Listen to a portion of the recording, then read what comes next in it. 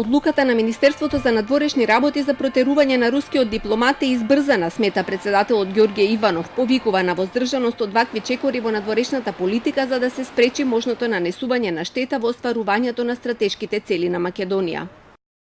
Република Македонија како земја кандидат за членство во Европската Унија ја следи политиката на ЕУ и нивните одлуки донесени по пат на консензус и на ниво на ЕУ, со оглед на тоа дека одлуките за протерување на руски дипломати не представуваат израз на усогласени ставови на сите земји членки на ЕУ, туку се работи за индивидуални одлуки на поедини земји членки, одлуката на македонското МНР е избрзана.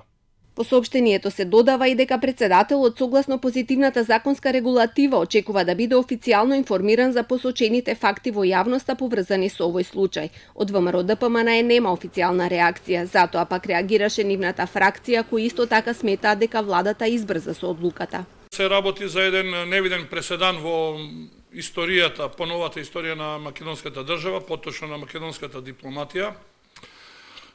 Преседан кој што непотребно ги пореметува односите со една голема светска сила, од една страна, светска сила која што нема признато под уставното име, а од друга страна чиниме и тврдиме дека се работи за избрзан потек на владата на Република Македонија во обидот да се додвори до Европската Унија и до, под наводници, нашите стратешки партнери.